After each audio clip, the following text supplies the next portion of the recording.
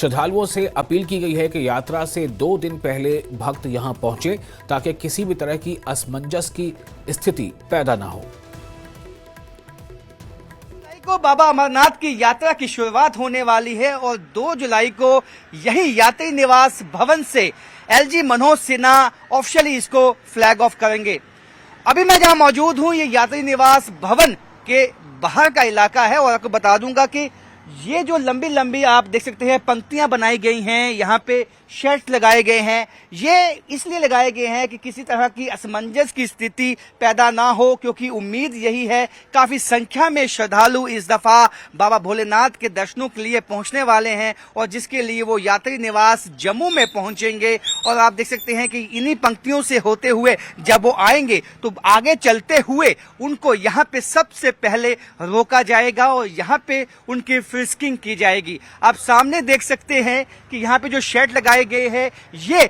बाबा भोलेनाथ यानी कि अमरनाथ यात्री निवास भवन है और यहाँ पे ही सबसे पहले उनको आना है और यहाँ से जो उनकी फ्रिस्किंग है, उनका कार्ड और जो चेक किया जाएगा उसके बाद ही उनको भीतर जाने की अनुमति मिलेगी। और आप देख सकते हैं पहले से ही जो सिक्योरिटी का अमला है वो यहाँ पे लगा दिया गया है। लेकिन यहाँ पे विशेष बात यह है कि यदि किसी श्रद्धालु की यात्रा 10 तारीख की है यानी 10 जुलाई की है तो उसको 8 जुलाई को ही जम्मू पहुंचना है और यहाँ इसके भीतर तभी प्रवेश मिलेगा, क्योंकि इससे असमंजस की स्थिति बन सकती है यदि वो पहले आते हैं। क्योंकि अमूमन ऐसा देखा गया है कि कई यात्री 10 दिन पहले आते हैं या 15 दिन पहले आते हैं, फिर उनको प्रवेश जो है वो यात्री निवास में नहीं मिल पाता है और एक क्योस की स्थिति, असमंजस की स्थिति पैदा होने की आशंका बनी रहती है, जिसके चलते इस दफा विशेष जो एडवाइजरी है वो श्रद्धालुओं के लिए दी गई है। और आपको बताऊंगा इसके आसपास जो पैरामिलिट्री फोर्सेस की जो पिकेट्स हैं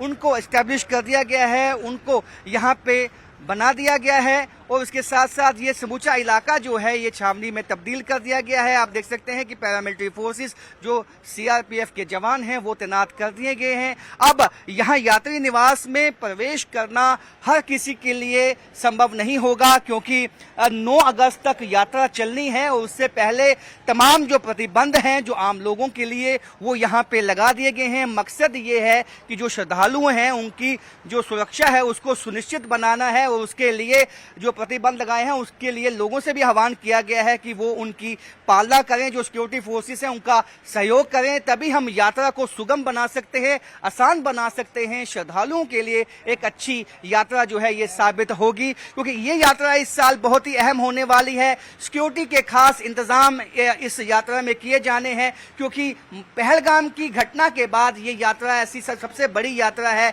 जो यहाँ जम्मू कश्मीर में होने वाली है। इसके साथ साथ कई छोटी यात्राएं जो हैं वो भी होती हैं, बूढ़ा अमरनाथ की यात्रा, मचेल माता की यात्रा होती है। लेकिन यहाँ पे आप देख सकते हैं यात्री निवास भवन में अब जो प्रवेश है आम लोगों का वो प्रतिबंधित है और यहाँ केवल वही गाड़ियां आ सकती हैं जिनके पास पहले से ही परमिशन होगी और इसके बाद यहाँ पे उनके सामान की चेकिंग होगी। आगे आप देख सकते हैं और पैरामिलिट्री फोर्सेस के जवान जो हैं वो दिन रात अपनी पैनी निगाह इस यात्री निवास भवन में लगाए हुए हैं। सुबह 4 बजे जो है वो जत्था 2 जुलाई को यहाँ से फ्लैग ऑफ किया जाएगा उप राज्यपाल मनोज सिन्हा की तरफ से। उसके बाद जो है यात्रा लगातार चलेगी और ये जो निर्देश दिए गए हैं कि यात्री केवल 2 दिन पहले यहाँ पहुंचे, वो इसलिए भी है कि यदि मौसम खराब हो जाता है तो कई दफा यहाँ पे क्योस की स्थिति बनती है, काफी रश जो है वो यात्रियों का हो जाता है, वो ना हो इसके लिए विशेष जो है एडवाइजरीज इशू की गई हैं। और ये भी आह्वान किया गया है कि आप जो सिक्योरिटी कॉन्वॉय है उसके साथ ही आप ट्रेवल करें, अपनी यात्रा पे निकले, जिससे कि आपकी सुरक्षा को करने में जो सिक्योरिटी फोर्सेस हैं उनको मदद मिलेगी। और सब चाहते हैं कि ये यात्रा सुगम यात्रा हो, अच्छी यात्रा हो, बिना किसी विघ्न के यात्रा संपन्न हो। कैमरामैन साइबर भट्ट के साथ राजन वैद, न्यूज़ 18 जम्मू।